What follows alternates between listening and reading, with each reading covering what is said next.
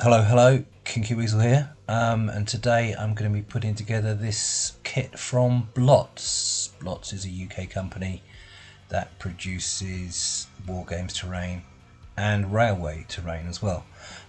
It's a petrol station and diner kit, but I'm just going to be putting together the diner. So let's open this up, let's have a look what we got. It's laser cut MDF. Looks quite clean, quite precise. First impressions are good. So let's make a start. So first things first, I have primed the whole thing, both sides in black, matte black. That's be the first stage. I want the interior to be all black. I'm not going to do anything with the interior, so that's probably the easiest thing to do with it, to start with at least. So let's see how this thing goes together. The parts do pop out quite easily, but obviously being MDF, don't force anything, because it's quite easy to snap, especially the small bits if you're not careful. But I will say, yep, these bits come off the frame nice and easily, no problems there. So here's the bits, all ready to go. Yeah, the bits popped out nicely and neatly, just a few little traces where they're attached to the frame, but not a lot, perfectly acceptable. Just going to use a fine nail file emery board thing to just clean them up a little bit.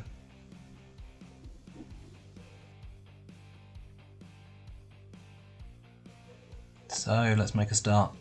Just going to dry fit some of the pieces just to make sure that they do go together nicely. I've got no reason to expect that they wouldn't do. So yeah, look, the lugs just fit in the holes, and that's quite a nice tight fit actually. They do, yeah, press in and they stay there. So yeah, it's no problem there with the precision on this kit. Yeah, they push in and fit and hold quite nicely. Now, what I did find is that it's probably going to be best to stick these together before you put them in the floor, because the lugs on the side kind of get in each other's way. So that's what I do. Take these bits out, stick them together, and then locate them in the floor. And as you can see, the same goes for these side pieces. They clip together nicely. Yeah, it's not going to be a problem with this kit, I don't think. So let's get on with actually gluing this baby together. I'll be using super glue, primarily for speed really, because I'm not particularly patient. But let's make a start.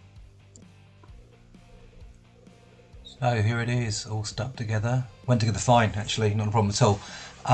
I've added a few embellishments. I've stuck the doors in place because, as I said earlier, I'm not really worried about the interior.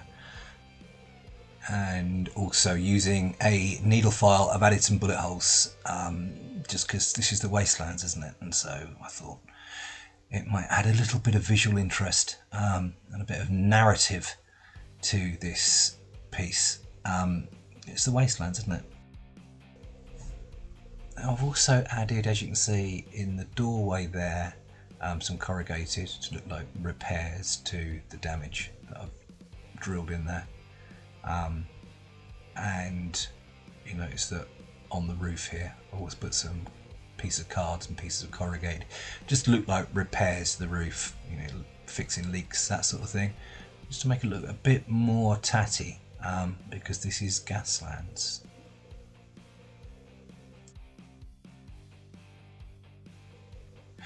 So having finished all that, I gave it another coat of black primer, and then I sprayed it with white primer, coming in from the top, primarily angled downwards to give it a bit of a kind of a zenithal shading type thing. But there it is. The walls, the main walls are going to be white anyway, so there's nothing more I really need to do with that in terms of the basic colour. I think the next thing I'll start on will be the framing, the woodwork, which I think I will paint in red, because that will look nice against the white. I'm going to be using Army Painter Dragon Red because I like it. I'll be doing it in two thin coats because it's white underneath, and getting red to show nicely in a single coat is difficult. So yeah, I'm just going to start now. 2 thin coats, you know the score. I'll get this done and then we'll come back and see what it looks like.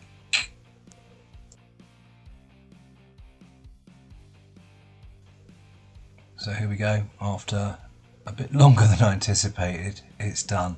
The paintwork's done at least. But you know what it's like when you're decorating at home. What's the worst bit? It's the woodwork, isn't it? It just seems to take forever. But I've done it. I like the look of it. Colour's nice. But it does look very clean at the moment, doesn't it? It doesn't look very Wastelands. So let's move on with making this look more Wastelands, Gaslands appropriate. So next thing is the roof. Let's use this stuff, Necromancer Cloak from Army Painter, and get the roof looking grubby, dirty, horrible. Right, so nice and easy technique on the roof here. I'm just going to cover it in water to start with, brush it on water. This water happens to be clean, but you can use, because it's going to be dirty, you can use your brush water, it's not a problem. You just want to get a film of water all over the roof here, and then I'm going to come in with diluted paint, the Necromancer Cloak, and just let it sort of spread and blotch its way across the roof. See how it goes. I ended up doing this a few times, tipping the thing backwards and forwards, letting the paint spread and the capillary action do its thing. Just tarting around with it really, adding splodges here and there until I got the result that I thought looked alright. So here it is, still wet but horrible, blotchy, dirty looking thing. Let's leave it to dry and go from there. Here it is dry. I wanted a horrible, blotchy, dirty looking roof. I think I've achieved it. No great miracle techniques there. Yeah, so let's move on. So let's get some staining and some grubbiness on the side panels now. I'm going to use the same sort of technique as the roof. Getting it wet and then using some darker colours diluted just to get some staining going. So hopefully once that's dry it will just look a bit like Rising Damp, just to make the thing just look a little less cared for and a little bit more Wastelands. Now with that stage dry on all of the side panels, I'm going to repeat a similar technique now, but I'm going to come in from the top, have some brown staining running down from the top. But once again, it's going to be get the panel wet, get some drips of brown coming down, and just see the way it goes.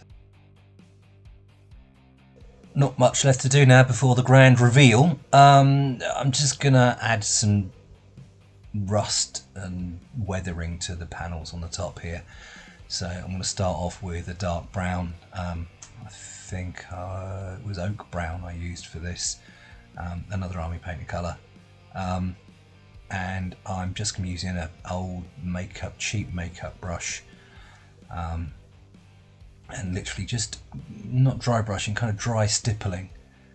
Dry stippling some dark brown onto the corrugated because I want it to look rusty. So that's the first stage. Now for second stage, I'm going to come in with one of my favourite paints, Army Painter Dry Rust. Same sort of technique, just stippling it on. Any matte orange would work for this. It's going to work with the brown and make the thing look rusty. That's the plan at least. See if it works. So there you have it. Just a suggestion of rust. I guess the last thing now is going to be touch in the edge of the roof, and we should be good to go. So I call this one pretty much done.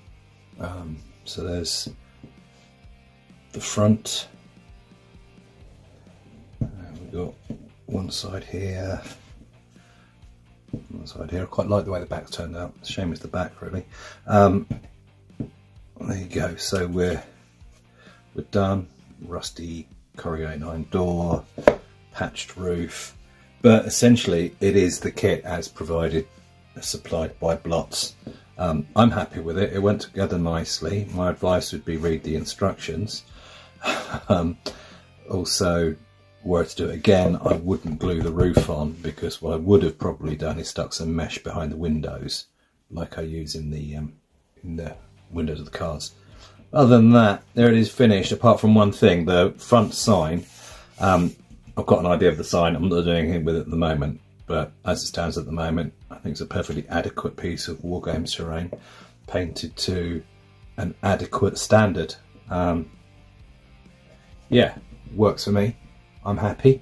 In terms of the kit, as a review of the kit, yeah, it's good. I like it. I would buy more stuff from Blotz.